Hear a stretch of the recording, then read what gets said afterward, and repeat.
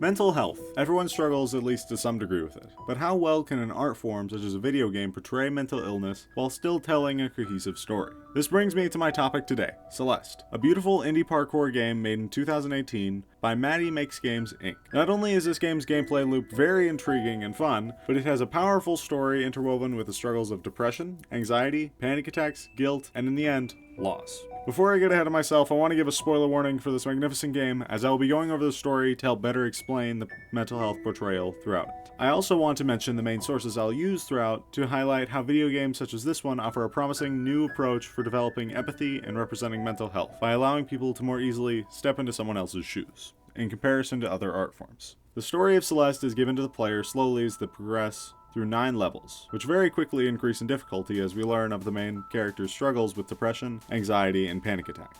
The main character, Madeline, decides to climb Celeste Mountain as a way to challenge herself and to feel she has accomplished something. What's the worst that could happen, right? The game starts with Madeline meeting an old woman called Granny, despite not being any of the character's grandmas. During their passive-aggressive interaction, Granny hints towards the true nature of the mountain, the secret of it being fully revealed later that the mountain personifies or manifests what is within you, showing who your true self is. Shortly after that, she meets Theo, an adventurer from a far-off land, otherwise known as Seattle. He is one of the few other characters throughout the game, and serves as a support system for Madeline throughout the story. During their conversation, they talk about the abandoned city they're in and question why it's only been partially built. I wonder if this is more foreshadowing. Let's check. Yep, it is. As she reaches the end of the first chapter, even this early on, she already thinks it may have been a bad idea to climb the mountain, already showing some of her self-doubt. During a follow-up dream sequence, Madeline discovers firsthand what Granny had hinted towards earlier. In Madeline's case, the mountain brings her insecurities to life, which is mainly shown through a pragmatic, purple-haired version of herself nicknamed Madeline, who immediately starts talking about how she won't be able to achieve even this simple goal. After she chases Madeline through the rest of the level, Madeline sees a phone ringing. When she picks it up, a cryptic conversation ensues with who is theorized to be an ex that she has stopped talking to. This makes her realize she's been dreaming the entire time, and the phone call was just a way for Madeline to toy with her. When she awakens from the dream, she runs into Theo again briefly before calling her mother, who helps talk her through a panic attack. As Madeline continues up the mountain, she runs into a hotel with a single ghost employee named Oshiro. Long story short, Madeline helps him clean up his hotel so she can leave and so she can actually do something good for once. Near the end of the chapter, Madeline complicates things as Madeline is trying to leave, insulting Oshiro in his hotel, trying to pin all of Madeline's efforts to help him as a way to help her own ego and narcissism. After leaving the hotel very calmly, being sarcastic, she gets chased out by an understandably upset Oshiro. She runs into Granny, who offers her a shortcut back down if she doesn't want to climb further. Madeline refuses, and Granny responds with a theme echoed later on in the final chapter of the game. Sometimes it's hard to tell the differences between stubbornness and determination, isn't it?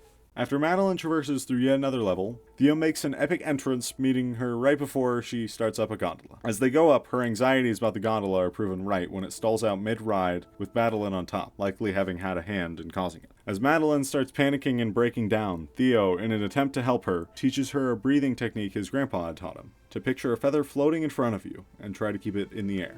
This integrates her panic attack into the gameplay while using a tactic similar to real-world treatments for panic attacks. This sequence helps make the player feel more connected to Madeline as the situation intensifies. Now, since this is a very critical part of Madeline's journey, I want to delve more into it. Source 1 goes into detail about the idea of double consciousness, which describes the phenomenon of players having to simultaneously manage their own goals and emotions alongside those of the character they are playing in the game. In Celeste's case, the way the characters combine story and gameplay elements immerses players further into what is happening, allowing for a unique kind of empathy. And as stated by psychologist and science journalist Daniel Goleman, which is referred to in Source 2, to understand another, we become like the other, at least a bit. We understand others by translating their actions into the neural language that prepares us for the same actions and lets us experience alike. This moment is something very unique in gaming as an art form, as there isn't anything that can do quite the same. Although a movie or theatrical performance can immerse you similarly, there isn't any interaction with the audience and the piece of art itself. Gaming allows for you to bridge that gap and expand upon the ways mental health can be portrayed. After roughly a minute of this, the gondola finally starts back up and the two part ways again to enter a mysterious temple. What could go wrong? A lot, apparently.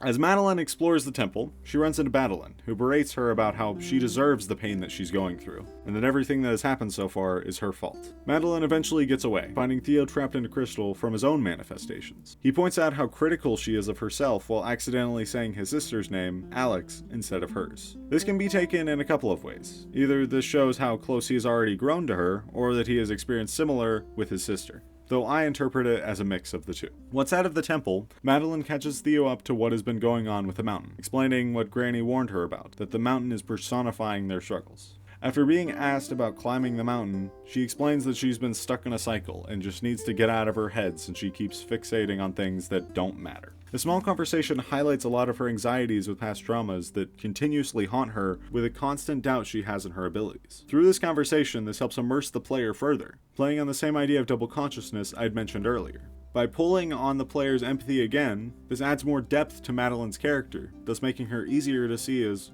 independent from the player. After more back and forth conversation, she comes to find out Theo is climbing the mountain for similar reasons, to just escape what's troubling him despite having support systems, putting pressure on himself since he has no idea where he wants to go next in life. During this conversation, Madeline describes the hopelessness that characterizes depression perfectly, in my opinion.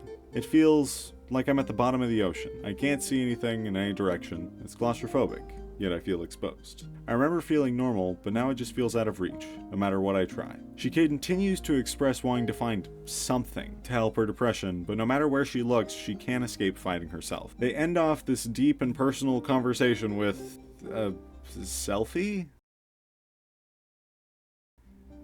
Well, I guess that's one way to etch into your memory a peaceful conversation after almost dying. In the next chapter, Madeline decides to confront her pragmatic self, understanding that she is simply a skewed version of her personality, attempting to protect her even if in unconventional ways. Despite seemingly trying to help her, Madeline still wants to leave this pragmatic part of her behind. She tracks down Madeline to discuss leaving her at the mountain so they can be happier away from each other. Instead of agreeing to split up, Madeline antagonizes her, asking why Madeline thinks she is above her, then throwing her back down most of the mountain while continuing to ridicule her.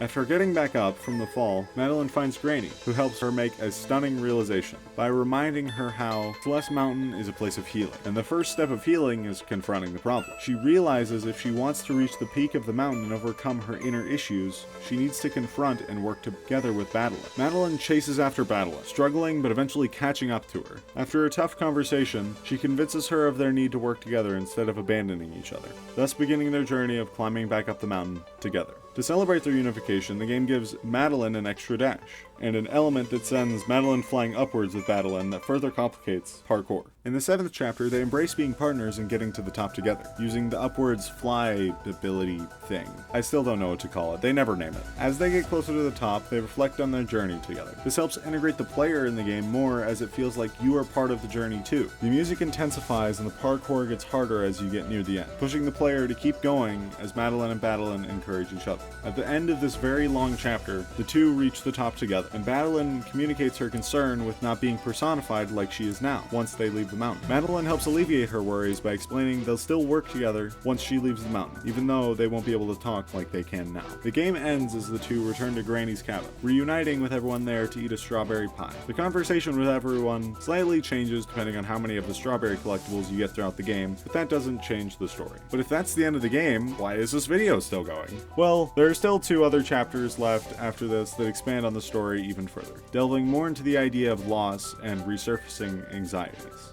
while also giving more challenges for players by complicating mechanics to an incredible degree and requiring insanely difficult techniques such as wave dashes, which, I'm gonna be completely honest, feel impossible to do. Like, look at this. What is happening? Not much happens in Chapter 8 story-wise, but it takes place about a year after Chapter 7. Madeline returns to the mountain to explore deeper, having been told by Granny that the core of the mountain changes how the mountain manifests you, which mainly changes gameplay to be more difficult. What is most notable is the sudden absence of Madeline, implying that Madeline and her shadow self are more intertwined at this moment than ever before. Chapter 9, in comparison, is a very heavy chapter, now challenging Madeline's ability to cope with the loss of Granny as she passed away off-screen. Madeline feels unprepared and incapable of dealing with this abrupt goodbye, and Madeline talks with her at the gravestone, showing how the loss has unraveled her relationship with herself, making her depression and anxiety resurface. Despite growing as a person, she guilts herself for not going to the funeral, since she just couldn't handle it. Madeline very clearly goes through the stages of grief throughout this final chapter, denying that Granny is gone, lashing out towards Madeline about it, trying to bargain with the loss and find a way to bring Granny back, then realizing she can't do anything about it, which causes her immense depression as she finally comes to accept that Granny is gone. In the end, she talks with Theo about Granny's passing, how she always told her what she needed to hear. Theo talks about how he felt similar with her. He then mentions an old photo of his grandpa he found, who it looks like was also friends with Granny long ago, before his passing. The two never fully get over Granny's death, which I think is very true to how loss often is in real life. Overall, Celeste represents many very real and pressing mental struggles almost anyone can relate to. The game is an amazing demonstration of resilience. Instead of blocking out or avoiding your issues, to properly overcome them, you must confront them head on. Mental illness isn't an easy or a short battle. It's continuous and requires immense strength, compassion, and determination. Celeste fits the description of what Source 2 calls a news game, which is a broad body of work produced at the intersection of video games and journalism. This type of medium requires player interaction, embodying mental health in a similar way that a film would, but making it more personal and connectable. Source 1 explores this in a very similar way, except expressing it as a narrative piece, the main difference being the interactivity of a video game in comparison to other art forms. Video games as a whole serve a new but very promising role in the narrative field, conveying some of the most moving and influential stories in recent history. Celeste is just one of many games that are defining a new era of portrayal for mental illness, helping spread awareness while gathering empathy in a more personal way, allowing players to connect way more with the characters they're playing as. I look forward to seeing video games evolve and become more defined as an art form, being memorialized alongside other forms of art such as film and literature. This has been very fun to work on, so I hope it's been educational and entertaining. All my sources as well as the transcript will be in the description below. There were a lot of parts from this that I cut out because I didn't feel they necessarily connected to Celeste, such as the ways they break down these games even further to compare them to one another, and the way choice-based games completely shift the narrative on these sorts of things as well. Celeste is just one of many games I would love to do this sort of thing on. So if you'd like to see more content like this, any and all support is very appreciated. Thank you guys so much for watching, and I will see you guys in the next one. Bye-bye!